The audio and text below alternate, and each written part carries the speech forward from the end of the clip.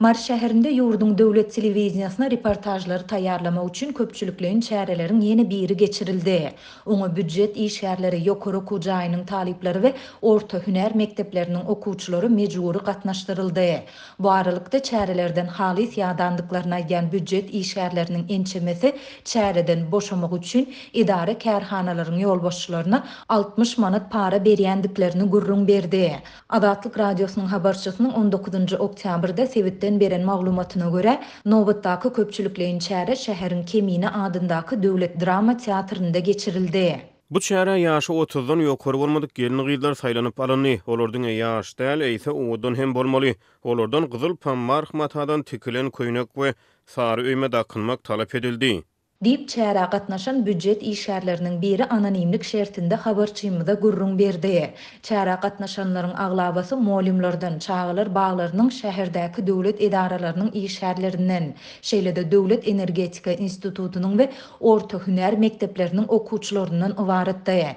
Hemişe bolşýaly döwlet telewiziýasy üçin öňden düzülen senari boýunça çäre geçirilip surata düşürildi. Sahnada hiç ýyly adam bolmasa da çäreçiler boş sahna el çarpıp hiç kim sahna çykmasa da hamala adam gelýän ýaly ýerlerinden turup el çarpmaly boldular. Çäreçiler bu hereketleri bir näçe sagat etmeli boldular diýip büdjet işgäri gurrun berdi. Onun sözlerine göre gatnaşyjylaryň arasynda häkimetleriň özlerini gurjaga meňzedip pes derejelere düşürýändigini aýdyp öz aralarında bu çärelere gahar gadap beýan edýänler hem bar. Izki setirlerde oturýanlaryň arasynda buýrulan hereketleri berjaý etmän oturanlar hem boldy diýip marly büdjet işgäri gurrun berdi. Bu aralykda çärelerden halis ýadandyklaryna aýdan büdjet işgärleriniň ençemesi idare kärhanalaryň ýolbaşçylaryna para berip çärelerden boşap bolýandygyny aýdýar. Edil paýty ýygymyna we beýleki oba hojalyk işlerine çekilmekden boşap bolşýaly, edara ýolbaşçysyna 60 manat berseň çäre gatnaşmakdan hem boşap bolýar. Ýöne para bermekden başga da deregiňe çäre gitjek adamy hem tapmaly bolýar.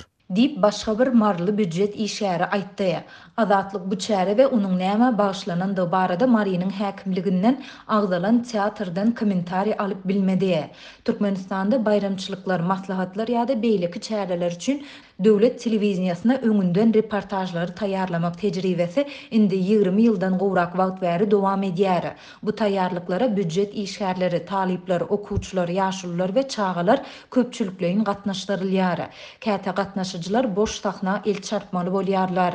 Kätede sunat işgärleri tomoşaçysy bolmadyk sahnalarda çykyş etmeli bolýarlar. Döwlet telewiziýasy köplenç bir näçe gün öň suraty düşürilýän bu sahnalary hamala efire berilen gününde geçirilen çäreler ýaly edip görkezýär.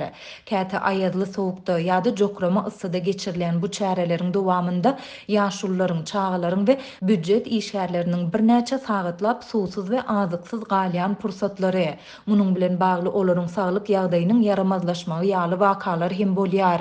Geçen hepde Maryanyň häkimetleri Merv stadionunda geçirilen çäre wagtynda ýagyşda edilen çäreçileri bir sagatlap öýlerine goýbermediler.